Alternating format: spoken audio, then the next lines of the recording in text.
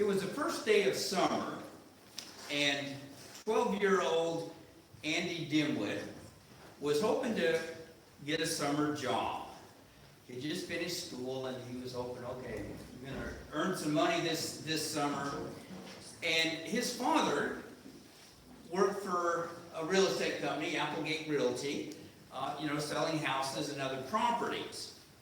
Now, many of these properties that they sold were, any others who would like to move up, feel free.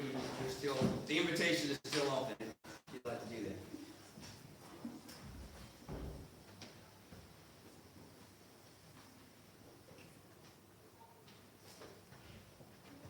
Okay. So anyway, Andy Dimwit, 12 years old, okay, just starting summer. And his dad worked for a real estate company. A lot of the properties they sold were vacant. And so the grass would grow up during the summer, and they needed someone who would cut those yards. Well, when his father came home for lunch, Andy was sitting there reading a book, and his dad said, "Oh, guess what, Andy? Got good news for you." And Andy said, "Oh, what's that?" His dad said, "Well, I told Mr. Applegate that you were free for the summer. We're looking for a summer job. And as you know, we have all of these properties that are vacant, and we need someone to mow the yards during the summer." And he said, "Oh, good. He's going to hire me to do that." His dad said, "Well, he wants to start you off with one. We have one right now that needs to get mowed today. And if you do a good job with that, then he's thinking he'll go ahead and give you the job for the whole summer." And he said, "Oh, thank you so much, Dad. I really appreciate this. And how much will it pay?" And he said, "Well, this yard, it should only take you a couple hours. It'll pay 50 euros. Normally I give this in the U.S. it's $50. I don't know if 50 euros is a good price here or not."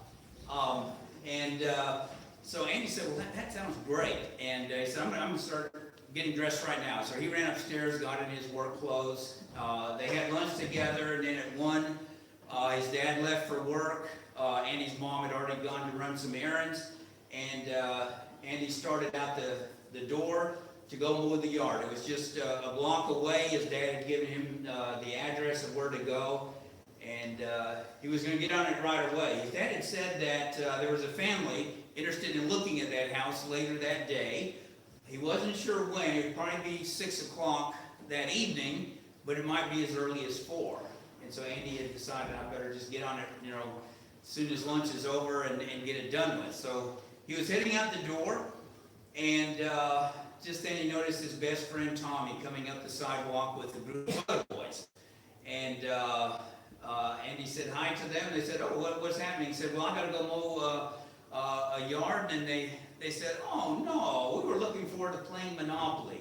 Do all of you know what Monopoly is? The game Monopoly? Okay, it's something I grew up with, played a lot as a boy, played a lot with my children.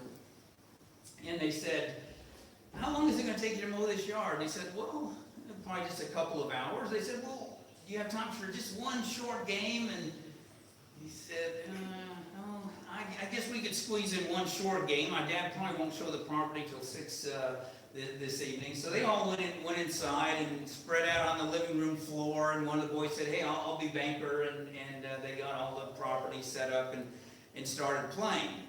Well, Andy, feeling very conscientious about this first job, kept watching the clock, and the time went by. And finally, at 2 o'clock, he said, "Look, hey, I'm sorry, fellas, I've got to go. It's 2 o'clock. I want to get this job done, and I hate to leave in the middle of the game, but that's it, And they all looked at him, and, "Andy, you can't do that. That's not fair. We're right in the middle. The game is just getting excited. You can't just walk out on us right now."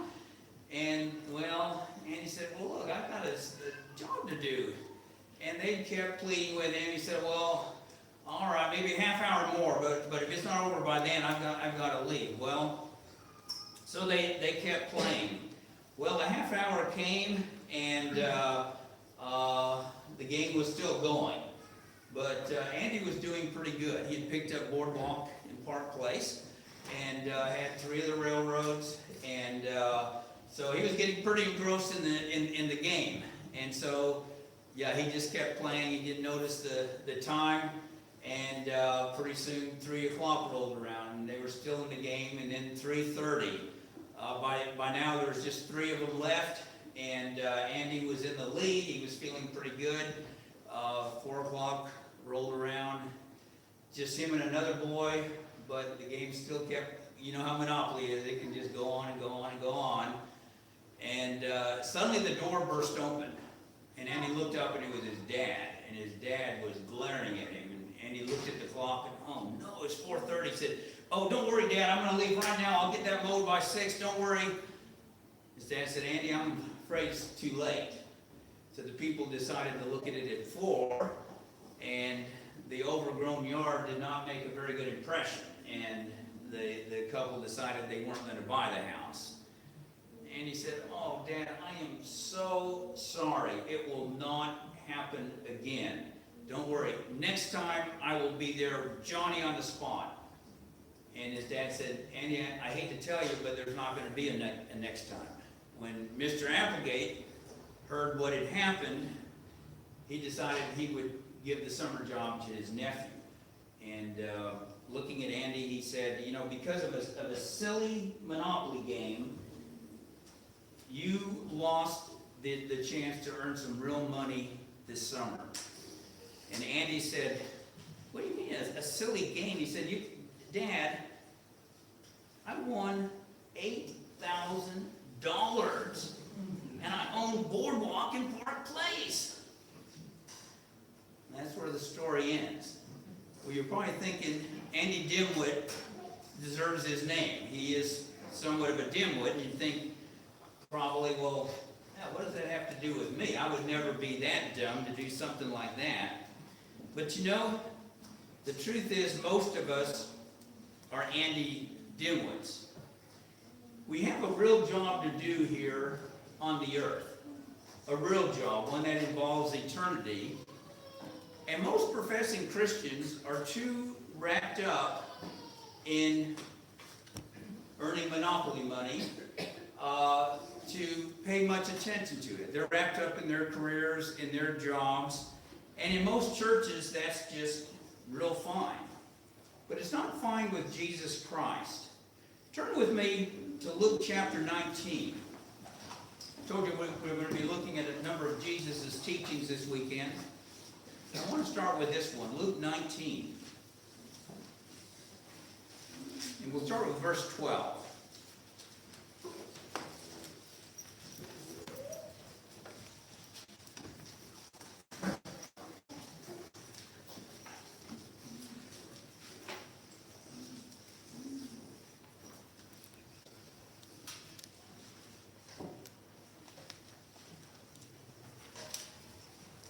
Luke 19, beginning with verse 12. I'm reading from the New King James. It says, "Therefore he," talking about Jesus, said, "a certain nobleman went into a far country to receive for himself a kingdom and to return." I think you can all understand who that is. The nobleman is Jesus Christ. When he returned to heaven. Anyway, so he called 10 of his servants, delivered to them 10 minas, and said to them, "Do business till I come." But his citizens hated him and sent a delegation after him, saying, "We will not have this man to reign over us." And so it was that when he returned, having received the kingdom, he then commanded these servants to whom he had given the money to be called to him, that he might know how much every man had gained by trading. Then came the first, saying, "Master, your mina has earned 10 minas." And he said to him, "Well done, good servant. Because you were faithful in a very little, have authority over 10 cities." And the second came, saying, "Master, your mina has earned 5 minas." Likewise he said to him, "You also be over 5 cities." Then another came, saying, Master, here is your mina, which I've kept put away in a handkerchief. For I feared you, because you are an austere man. You collect what you did not deposit and reap what you did not sow. And he said to him, out of your own mouth I will judge you, you wicked servant. You knew that I was an austere man, collecting what I did not deposit and reaping what I did not sow. Why then did you not put my money in the bank, that at my coming I might have collected it with interest? And he said to those who stood by, take the mina from him and give it to him who has 10 minas. But they said to him, Master, he has 10 minas. For I say to you that to everyone who has will be given, and from him who does not have, even what he has will be taken away from him. But bring here those enemies of mine who did not want me to reign over them, and slay them before me.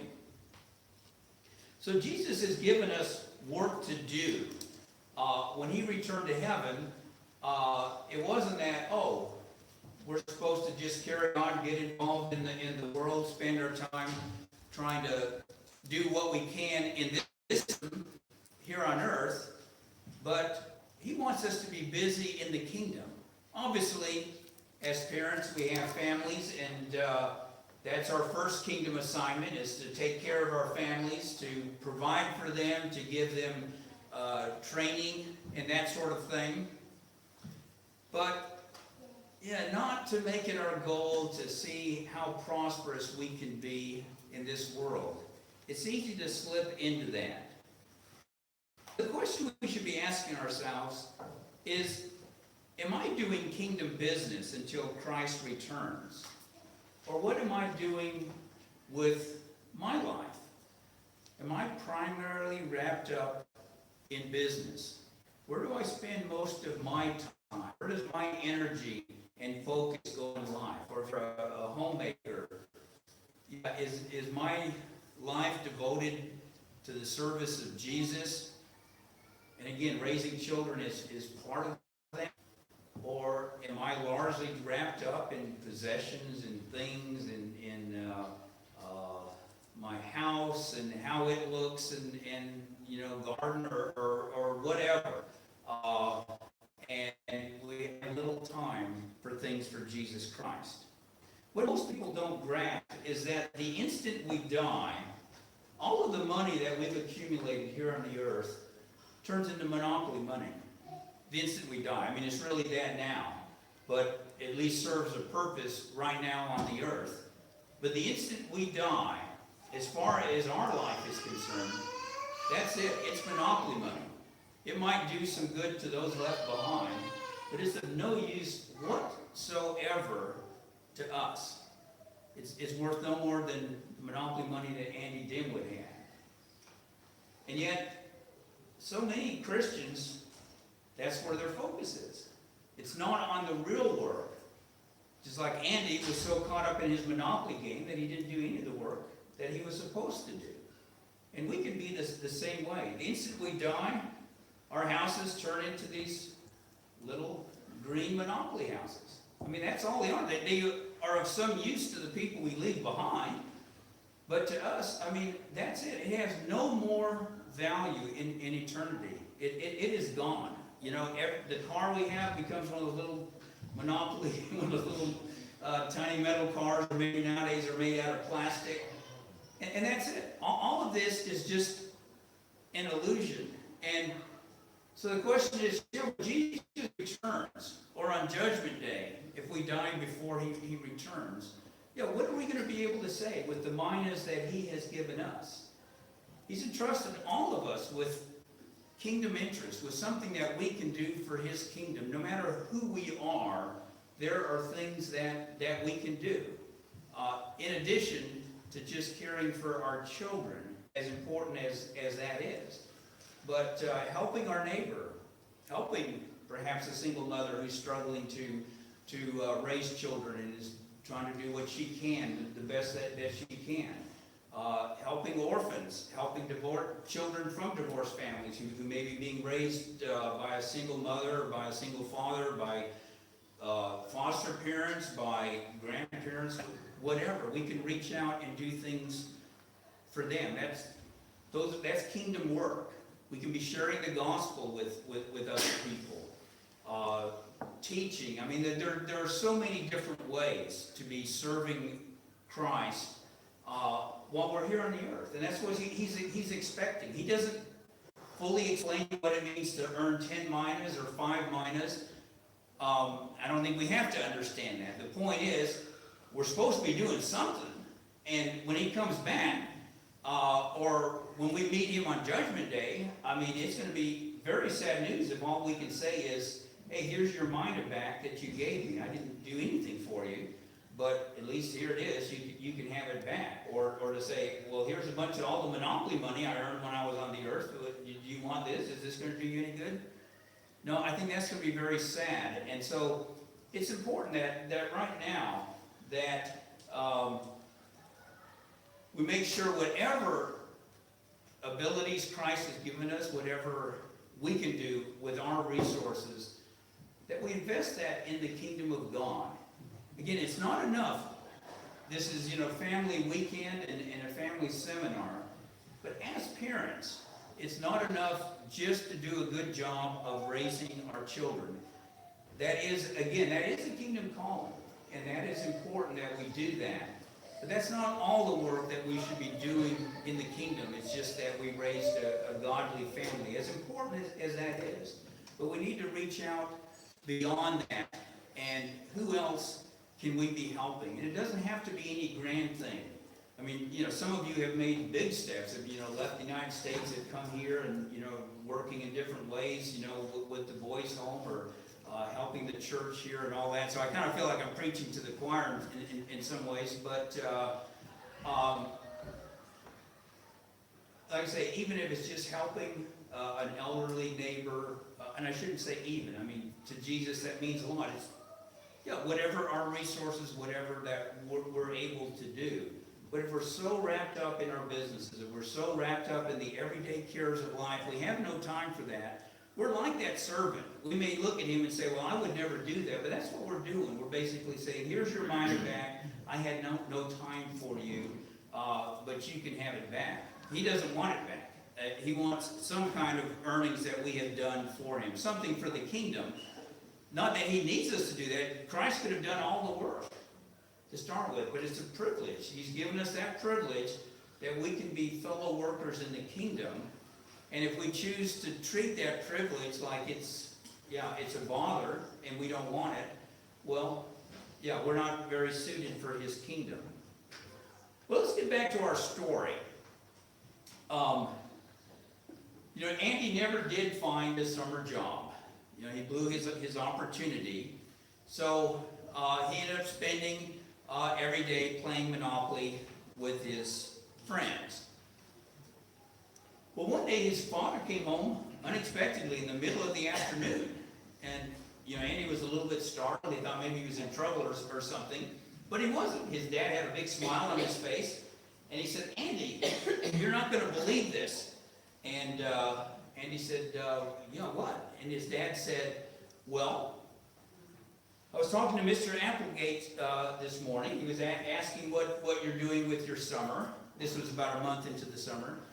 And I told him, well, you and your friends get together in the afternoons and play Monopoly. And he said, and I bet he disapproves, right? I said, no, that's not what this is about. This is what Mr. Applegate said. He said, now you're not going to believe this, but he said, I want you to go home right now and see where your son is in the middle of his Monopoly game.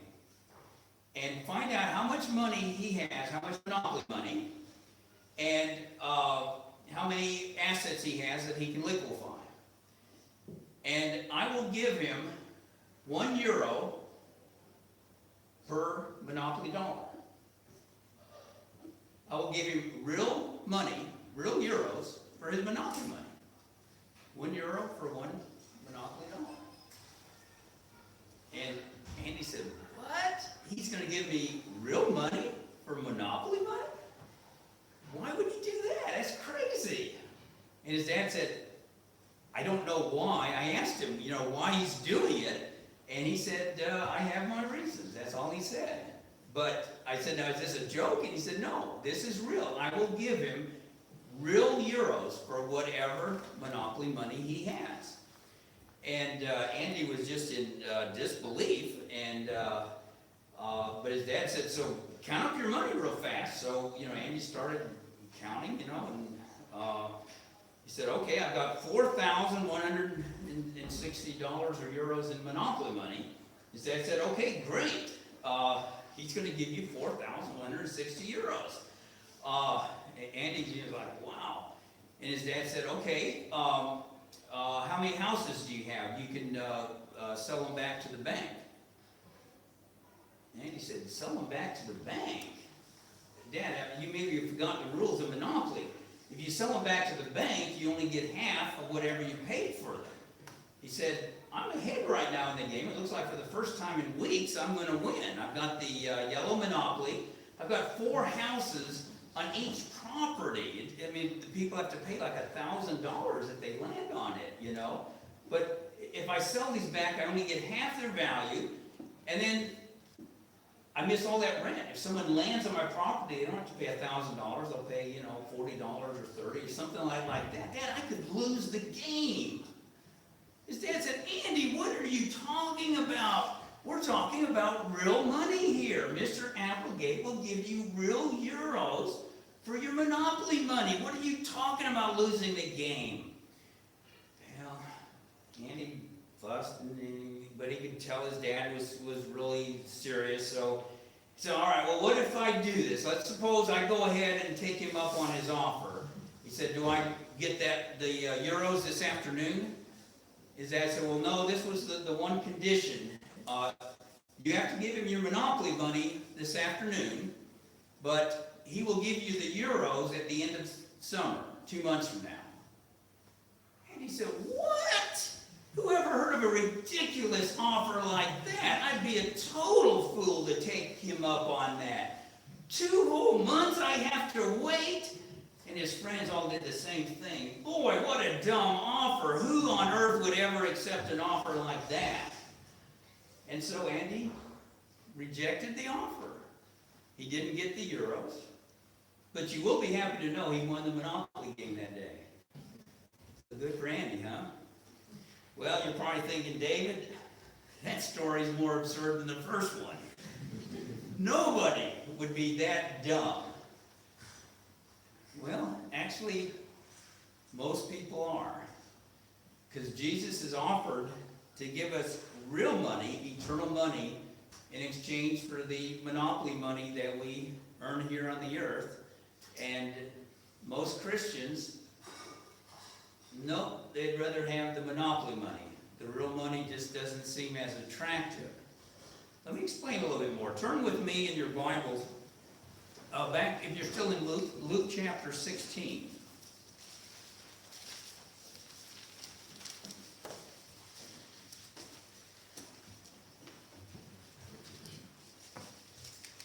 Luke 16.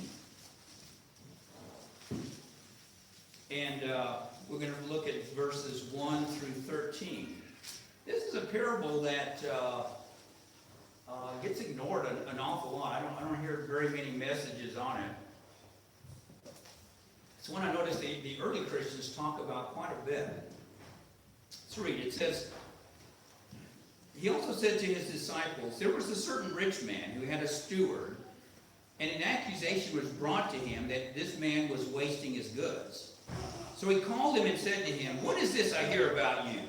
Give an account of your stewardship, for you can no longer be steward. Then the steward said within himself, what shall I do? For my master is taking the stewardship away from me. Stewardship was you were in charge over a bunch of other servants. I cannot dig. I'm ashamed to beg. I've resolved what to do, that when I'm put out of the stewardship, they may receive me into their houses. So he called every one of his master's debtors to him, and said to the first, how much do you owe my master? And he said, 100 measures of oil. So he said to him, take your bill and sit down quickly and write 50. Then he said to another, and how much do you owe? So he said, 100 measures of wheat. he said to him, take your bill and write 80. So the master commended the unjust steward because he had dealt shrewdly.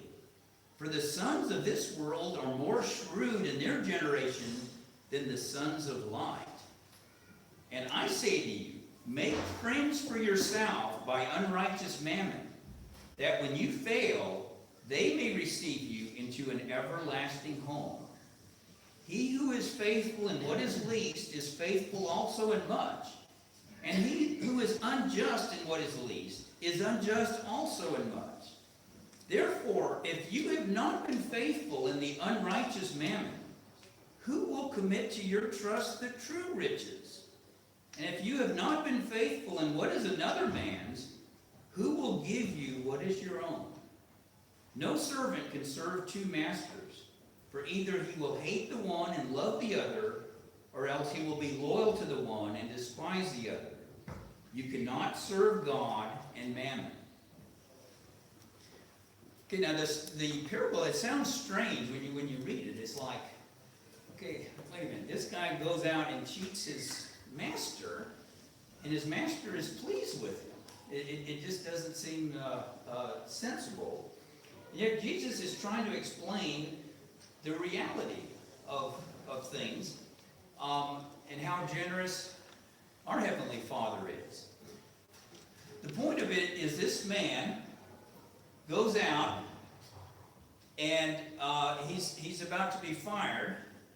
So he takes his master's money, and he's very generous with money that's not his, okay? He takes his master's money and he makes friends with it. You know, Wendell here owes 100 measures of wheat, and he says, write 80 on there, so you'll only have to pay my master 80. And another one, it was 50 measures of oil, I think, and we'll write on there, 50. So he's thinking, okay, when I get fired by my master, I've got these friends, these people, I've made friends with my master's money. And of course, in the real world, in the monopoly world, you'd be in trouble for doing something like that. But Jesus is saying this is how the real world, how reality works, okay? Everything we have here on the earth is God's. I mean, we may think, I worked hard, I earned this money, and I bought this house with my own labor, and all of that is true. But you are only able to do that because you were using God's money to do it. His resources. I mean, He created the earth, He created the air, He gives us the sun, that every bit of energy that we have, whether we get it from oil or from solar or wind or whatever, ultimately the source is the sun, that all energy comes from here on the earth, other than, I guess, nuclear energy. And that's from God as well. And so all of this is really God's money, okay, that He's entrusted with us. Everything that we've earned is ultimately from God. Without His resources, there would be no companies here on the earth, there would be no businesses, there would be no farming, there would be nothing if God hadn't made all these resources available to us free. I mean, we can go out and we buy the land from another human, but that human didn't create it. It came ultimately from God, and God doesn't charge us anything for it. It's, He gives us all of this out here to use. Now, we can be like this shrewd steward who, okay, I'm going to take my master's goods and I'm going to make friends for myself with them, which is what he did. And his master was pleased with him because it's like, wow, this was brilliant what you did. What Jesus is telling us is we can do the same thing. We can take this monopoly money that we earn here on the earth, okay? We get paid monopoly money. It seems like real money while you're here, and we all need monopoly money to eat and to have a place to live. But that's all it is. It's not real money here on the earth. And it all came from God. Now, we can take this monopoly money and we can turn it into eternal money. Okay? How do we do that? All right, let's say you have $5,000, okay, that you earned. You could buy a boat, maybe a used boat with that money. I'm not saying there's anything wrong with that, okay? You can use $5,000 of monopoly money to buy a Monopoly boat, because that's all it's going to be when you die, a little metal piece of Monopoly, okay? Or you can take that $5,000 and turn it into real money. You do that by, let's say for $5,000 in a developing country, you can save someone's life with medical care. You might be able to save several persons' lives. I know, like Cam, $5,000, I don't know how many packages of medicine, do you remember how many that would buy? I think it depends on the program. $1 on one of them was $115 worth. Yeah, I mean, it's incredible. For $5,000, you could deliver enough medicine to an undeveloped country to possibly save 100 lives with that. Okay, or you might be able to sustain a widow for the rest of her life. $5,000 doesn't, or 5,000 euros. I'm sorry if I switch back to dollars. It's hard to get out of the habit. Doesn't go that far, in the United States or in Ireland. I mean, it's a substantial amount. But boy, in an underdeveloped country, it can do wonders. How far money goes in countries like that. You could put a number of students through high school. A lot of high schools are not free in developing countries. And so children have to drop out, poor children, because their parents don't have the money to send them to high school. And yet maybe the high school only costs, $300 a year or something like that.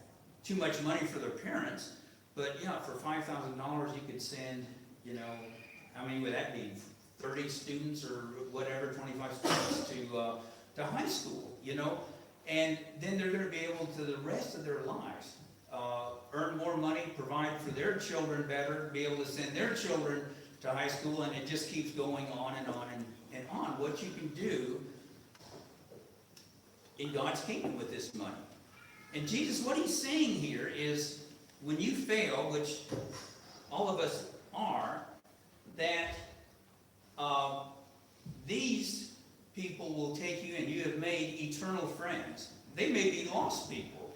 They may not even themselves go to heaven, but your reward will still be there, okay? That you've made eternal friends with money that wasn't even yours. Ultimately, it was from God.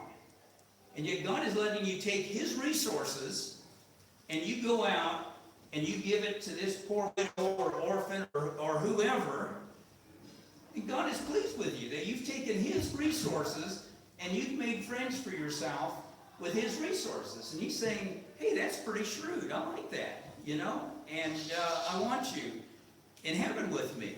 You're the kind of guy who can appreciate eternal things. God has no use for an Andy Dimwit, He doesn't want to spend eternity with Andy Dimwit, who would rather have monopoly money than real money. And he doesn't have much use for people here who can't see the reality.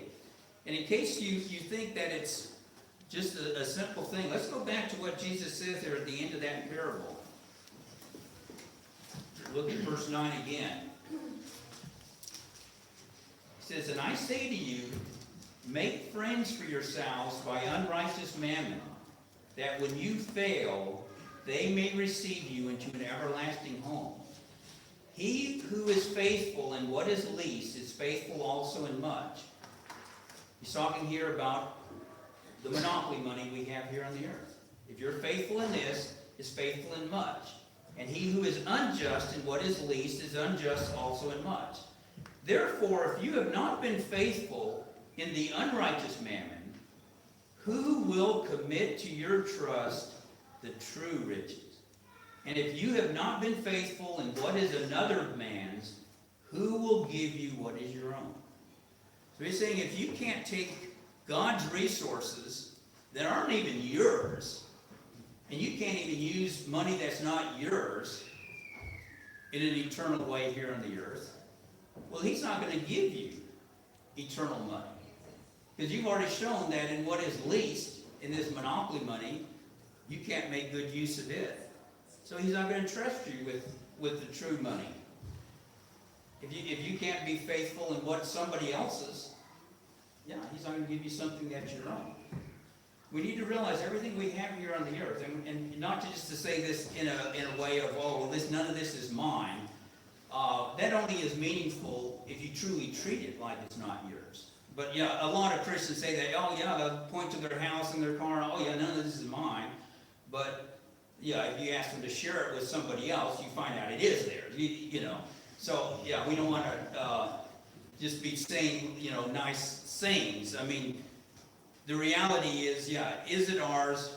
Are we willing to, what is it that we are willing to share with others? And if we're not willing to share any of it, or just a tiny little bit when we have an abundance, he said, if you're not just, if you're unjust in the what isn't real, that is, you hoard it for yourself, you're not going to share it with those who have greater need, then yeah, he has no use for you in heaven. You're not somebody who appreciates true things. You're in love with monopoly money here on the earth. There's a weeding out process once we're saved. We can't buy our way into heaven. We can't earn our salvation. It's not that. But we're not going to be in heaven if we don't love God with our whole heart, mind, and soul, and our neighbor as ourselves. The greatest of all qualities is love. It's greater than faith, even, Paul tells us. And if we don't love our fellow man enough that we're willing not just to give out of things that don't hurt, but to give out of things that, yeah, we would really rather have that boat, or yeah, there's something that we'd like to have. And no, I'll sacrifice that. I want to give this money to somebody who can use it more. It may not be someone we'll ever see. You know, when you give money to CAM, do all of you know what CAM is when I say that? Yep. Nobody knows. Well, raise your hand high. Okay. All right, some of you don't. So it's Christian Aid Ministries. I'm not plugging it. There are other, you know, charitable work that's done. I just mentioned it because so little of it goes to overhead. When you give money to them, 95% of it or so goes to the people in need. And it's something my wife and I have been supporting from way back in the 80s. It was called Christian Aid to Romania then. And yeah, I don't think I've ever met one of the people who ever has received that money. I don't mean that people haven't received it. I've just never met them, you know. But these are people that I may get to know in eternity. In other words, yeah, there's no gratification in that. Oh, it feels nice when you can give it to somebody you see, and there's nothing wrong with doing that. I'm not discouraging that by any means, but I'm just saying, you know, often it's someone, yeah, who doesn't even know, and in this case, they don't know who gave the money, and that's fine. That's all the better with God when it's given that way. But we don't have that opportunity to convert monopoly money into eternal money, and we have the opportunity not to. Okay, any questions? Any thing you didn't like about Jesus' parable?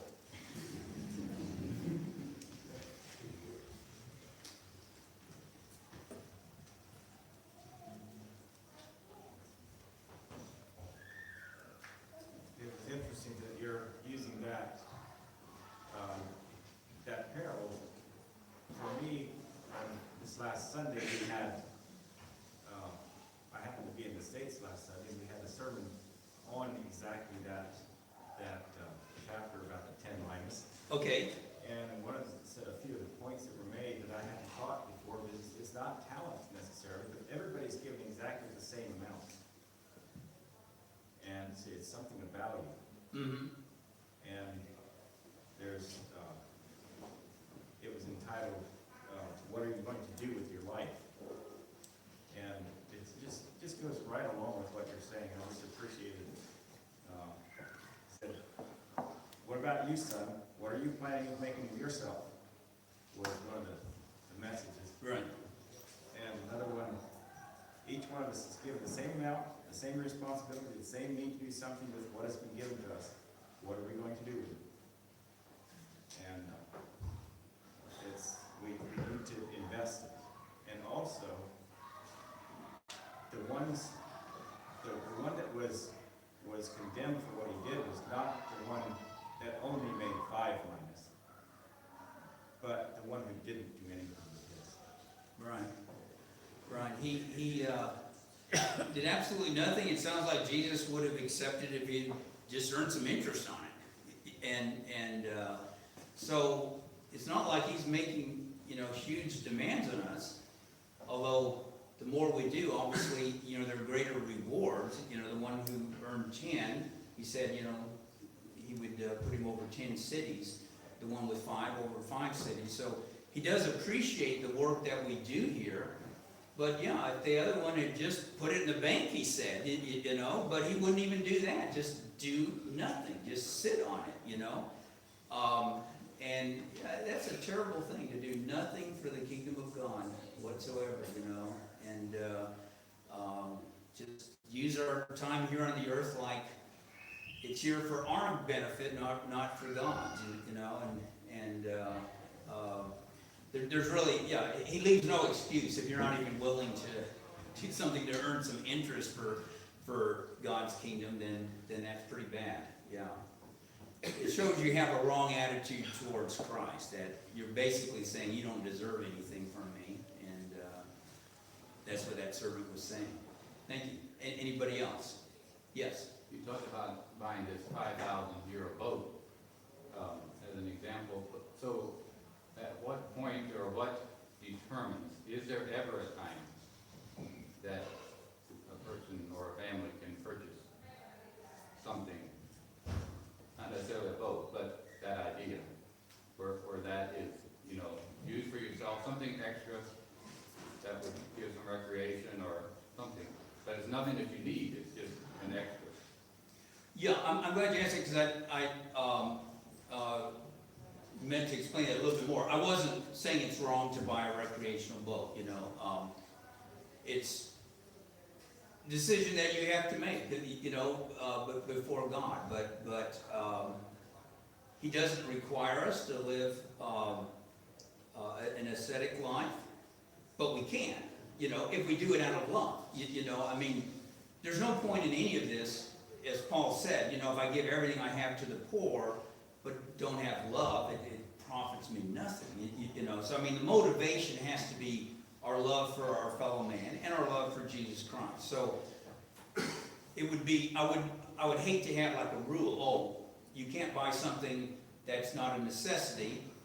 We wouldn't be doing it out of love. And I think, we have a generous master. I don't think he, says we can't do things that are just enjoyment. We can't eat food that, other than beans and rice or something that would sustain us. Now, it's fine if a Christian voluntarily wants to do that, can do it without being self-righteous about it and all of that. There are Christians who've done that, and that's commendable. There are no rules. Jesus leaves it up to us. How do we want to spend our money? And I'm sure I will no doubt answer for things that I've spent it on that I didn't, I could have spent it more wisely, but he totally leaves it up to us what we want to do. But if we don't convert any of it, is the point, then we're really Andy Dimwits, and we can convert most of it, we can convert part. He leaves it totally up to us, what's the necessity and what's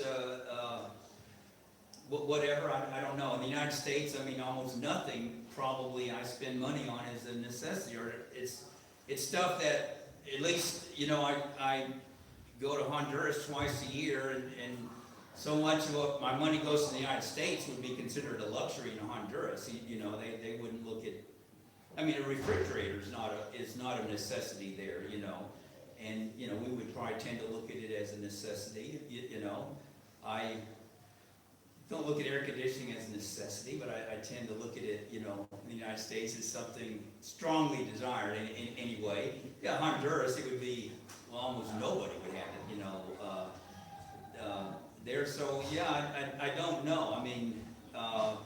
Like I say, I would not hold myself out as like, wow, I could spend my money a lot more wisely in eternity. I think I could do worse than what I do, but it's nice that Jesus, he leaves it up to us, and I think a family, you just have to make those decisions. It's not for someone else to judge or, what you do or that, but again, he doesn't deny us, I think, that we can spend some things on pleasures. He doesn't seem to be teaching that as far as, you know, if it's not our main pursuit in life, you know. Anybody else? Yes? Is it just a material blessing he's talking about here in the Bible about the talents and the talents and master? Because he says, put this money in the bank. What does it mean to put the money in the bank or not put money in what they will do in the bank? And what actually that means, I don't, because if it's material blessing, I don't kind of understand what would that do, what benefits will have that in the kingdom of God if we put our money in the bank. But if it's something which we do in our Christian life. It's both. In other words, how we spend our money, how we spend our time, and what gets, you know, our time first and our money first and that sort of thing.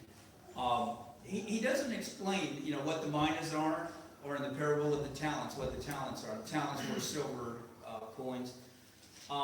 He doesn't explain what putting in the bank and earning interest. He's not talking about literally putting our money in the bank and earning interest, but in other words, taking that, he's just saying the minimal thing. I mean, you could have done something that was minimal. You know, maybe giving money to Cam is, you know, it doesn't take any effort on my part, and as an American, it's hardly a sacrifice, you know. Maybe that's the equivalent of putting in the bank. I don't know. He doesn't explain, you know. And I think the whole point is we can apply the principles, or we can sit here and try to analyze it to death, and we're still not going to know the full answers. But I think the point should be obvious. He wants us doing things for his kingdom, you know. And I think it's time and money. I was using the example of money, but I think it's equally or just as much on time or more. Where do you come from on tithing? On tithing? Yeah, 10%. You know, which was in the lay in the New Testament. Well, we're not, you know, we're not under a law to tithe. I guess I would look at it as for an American anyway, or a Western European, as sort of a minimum. I mean, if the Jews did that, well, what excuse do we have? But I mean, it's not a law. It's not like if you give 9%, you've stolen 1%. I've heard sermons, you stole 1% from God. Like if you gave 11%, you did something extra. I mean, it's, you know, Jesus wants us to give, essentially, it's all his, you know, and so it's, how much we want to hold back for ourselves. And again, he doesn't give us, you know, he really gives us a lot of freedom to make these decisions. And that's the difference between the law, where they were more servants or slaves, and we're sons of God, you know. And so, we make those decisions, and I think it's also weighing time and money. In other words, someone might be giving 20%. They're working, you know, 50 hours a week in a job. They give 20%, and this person over here is maybe giving 7%, but they're working 30 hours a week and spending, you know, 20 hours a week doing kingdom activities. You know, so who's giving more to God? See, I mean, that's why I think trying to make, you know, hard things on that is, it misses the whole spirit of being children of the kingdom and not servants. I think it's a good thing to have guidelines. I think it's a good thing to have guidelines. I think it's not a bad thing to sort of have a figure in your head. Right. Put it out there, I totally then go out and say, on discretion. Yeah. Yeah. I agree, and that's why I say, I think, again, people are in different circumstances, but to me, 10% is a good starting thing. If Jews could do that, then in the Old Covenant, then in the New, I think we want to exceed that at least, if we can. You know, people are in different circumstances, yes. I think about the time Jesus looked at the temple and there was some money in the box, and then the widow came and she threw less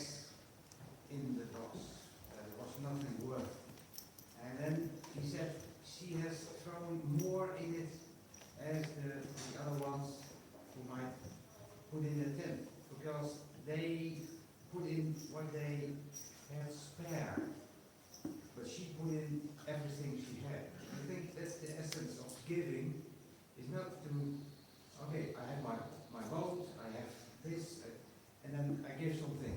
It's like, I said, Bill Gates gives 80%, 90% of his income. Wow, it's, how many millions are it? But he doesn't tell, he has every day maybe 1 million to spend. So he doesn't give something, it doesn't cost him anything. I think that's the thing, the main thing of giving, what we have, it may cost us something, because that's the offer. Jesus wants us to give, not what we have, oh, I can give that, and that's, I have no pain of it. Right, yeah. Okay, I think we've used our time. Wendell, you're gonna close?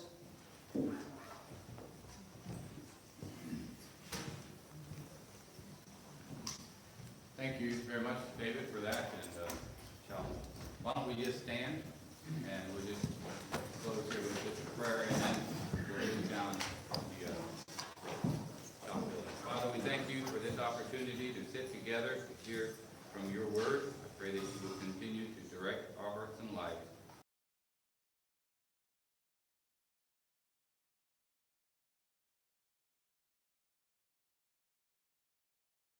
Down immediately, and we'll do our visiting down there around the food, and